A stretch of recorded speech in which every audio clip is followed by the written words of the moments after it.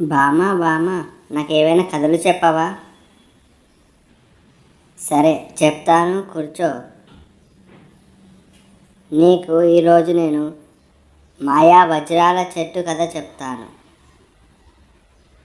మాయా వజ్రాల చెట్టు కదా, భలే భలే. సరే బామా, చెప్పు. వజ్రాపురం అనే గ్రామంలో కృష్ణ అనే వ్యక్తి తన కుటుంబంతో నివసిస్తూ ఉంటాడు. కృష్ణ చాలా మంచివాడు. కృష్ణ ఒకరోజు తన కొడుకుతో మాట్లాడుతున్నప్పుడు కృష్ణ కొడుకు రమేష్ ఇలా అంటాడు, నాన్న, మన ఊరికి వజ్రాపురం అనే పేరు ఎందుకు వచ్చింది? రమేష్, మన ఊర్లో వజ్రాల గనులు ఎక్కువ. ఇక్కడ నివసించే వాళ్ళు వజ్రాల వ్యాపారం చేస్తుంటారు. ప్రజలు ఎక్కడెక్కడి నుంచో ఇక్కడికి వచ్చి వజ్రాలు కొనుక్కుంటారు. వజ్రాల వల్లే ఈ ఊరికి గుర్తింపు వచ్చింది. అందుకే మన ఊరికి వజ్రాపురం అని పేరు వచ్చింది అని కృష్ణ తన కొడుకుతో చెప్తాడు. వజ్రాపురంలో కుమార్లాల్ అనే వ్యక్తి ఉంటాడు. అతను చాలా కోపిష్టి, చాలా చెడ్డవాడు. అతను దొంగతనంగా పక్కవాని గనులో వజ్రాలు దొంగలిస్తూ ఉంటాడు. కృష్ణ తన కుటుంబంతో పక్క ఊర్లో ఉన్న వాళ్ళ చుట్టాలింటికి వెళ్తాడు.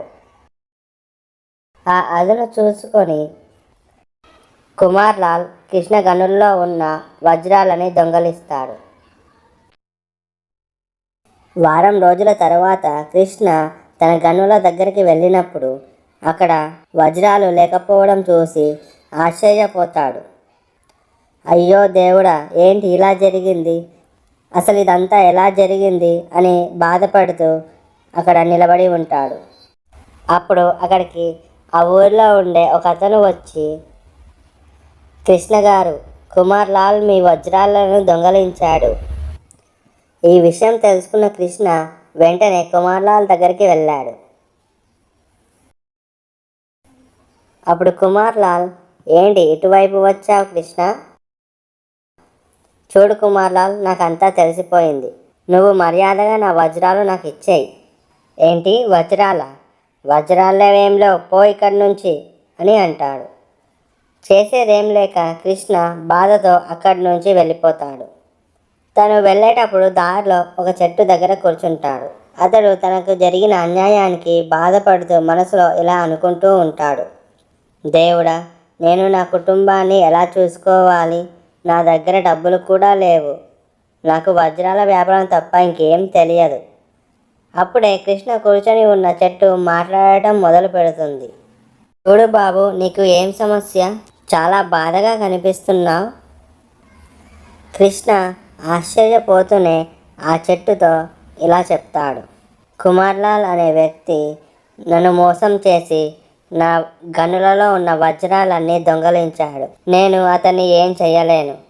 ఇంకా నాకు వేరే వ్యాపారం కూడా తెలియదు.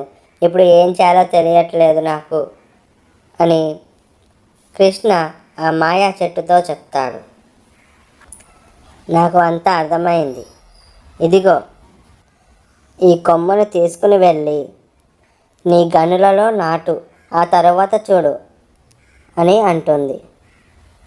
కృష్ణ సరే అని ఆ కొమ్మను తీసుకొని అక్కడి నుంచి వెళ్ళిపోతాడు. ఆ కొమ్మని తన గనులలో తీసుకొచ్చి నాటుతాడు. వెంటనే ఆ కొమ్మ చెట్టులా మారి వజ్రాలు పూస్తాయి. అది చూసి కృష్ణ చాలా సంతోషిస్తాడు. ఈ విషయం ఊరు మొత్తానికి తెలుస్తుంది. ఆ విషయం తెలిసిన కుమార్లాల్ ఆ చోటికి వస్తాడు. ఆ వజ్రాల చెట్లని చూసి ఆశ్చర్యపోతాడు. ఈ చెట్లన్నీ నా గనులలో ఉంటే ఈ జీవితంలో నాకు వజ్రాల లోటు ఉండదు. కుమార్లాల్ ఆ చెట్ల దగ్గరికి వెళ్ళినప్పుడు ఆ చెట్లు కుమార్లాల్ని కొడతాయి. వామ్మో, ఇవేయో మాయా చెట్లలా ఉన్నాయే అని కుమార్లాల్ అక్కడి నుంచి పారిపోతాడు. ఈ విధంగా మాయా చెట్టు కుమార్లాల్కి బుద్ధి చెబుతుంది. ఇక కుమార్లాల్ ఎప్పుడు మళ్ళీ కృష్ణ దగ్గరకు ఇంకా తన చెట్ల దగ్గరకు వెళ్ళడు. కృష్ణ తన కుటుంబంతో చాలా సంతోషంగా ఉంటాడు. ఇక కథ కంచికి మనం ఇంటికి. బాగుందా నాన్న ఈ కథ? చాలా బాగుంది బామ్మ. సరే, ఇక వెళ్ళి ఆడుకో. రేపు ఇంకో కథ చెప్తాను. సరే బామ్మ.